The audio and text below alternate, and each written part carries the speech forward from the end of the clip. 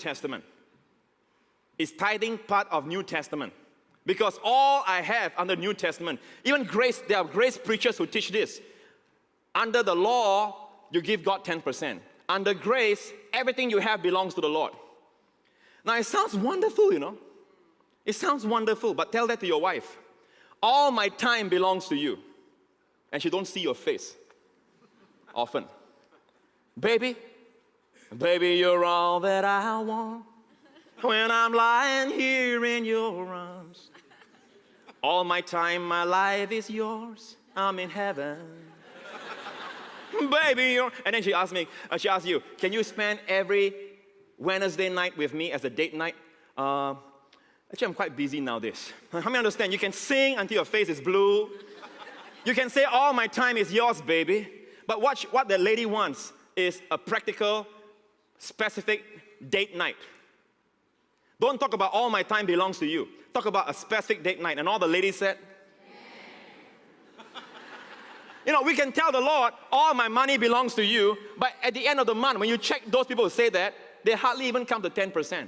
So God is more practical. God says, you know, forget about everything, talk about 10%. Because the 10 is a part of the whole. It's, the 10% is representative of the whole.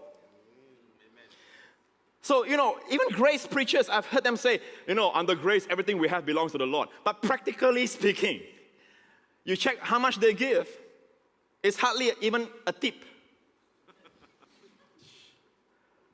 So can we just forget that kind of money? Holy money multiplies. Holy money is used in the hands of God. Holy money the devil cannot touch. Amen. If the root is holy, so are the branches. You follow that?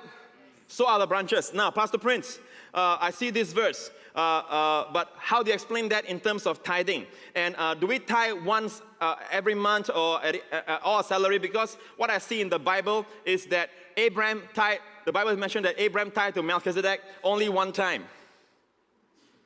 What do you expect the Bible to say? The next chapter, at the end, it says, by the way, this month Abraham tithed also.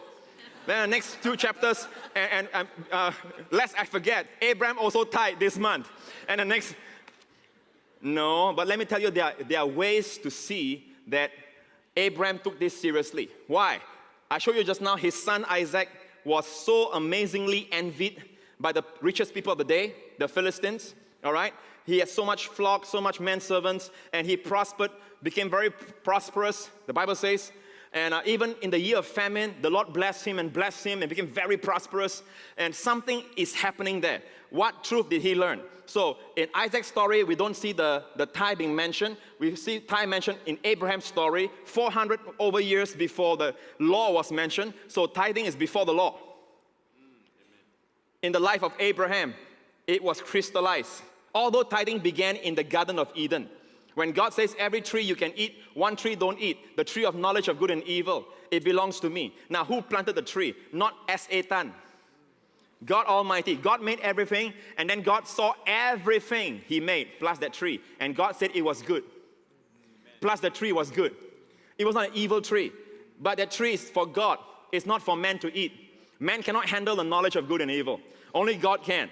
But man presume on God's tithe, and hence, you know, God gave man the 90% of everything on this earth, and the only two of them are beneficiaries. God doesn't bless you with just enough. Amen. But all God says, acknowledge me, acknowledge my ownership, acknowledge I'm the sponsor and the source of your wealth and your blessings by not eating from this tree. And that's the very tree man ate from. So the 4 is a picture of the tithe. Been abused. But the word tithe appears in Abraham's story 400 over years before the law, before the 10 Commandments was given. It's grace. Now we see Isaac. Now we see Jacob. Now Jacob is for all those of you who sit down there and say, well, Pastor Prince, I'm under grace. And I don't see tithing being mentioned. Number 1, you don't have revelation, number 1. Number 2, it's throughout the Bible. Let me give you this. You know what Jacob did? The grandson of Abraham. One of the first things, he doesn't know God too well, but he knows one thing. One day he was running away from his brother, and he was sleeping in the place called Bethel. He named it Bethel, house of God.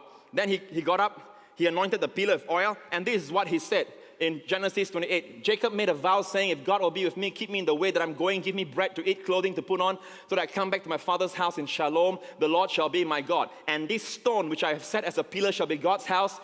Now watch this. And of all that you give me, I will surely give a tenth to you.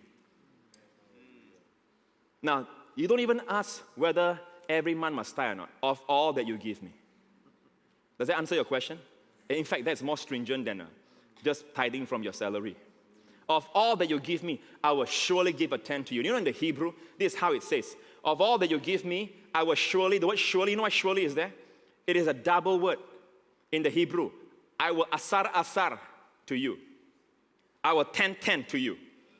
I will surely tithe to you. You know, in the Hebrew language, when they want to say something strongly, they say it twice. Like blessed. Our English says blessedness. Actually, the Hebrew is more powerful. Like they say, he died a violent death. They will say, he died. That is dead. Like the Texan would say, dead. That's deader than dead. And when Jesus died, in Isaiah 53, he says that the rich man shall share in his grave, in his deaths, plural.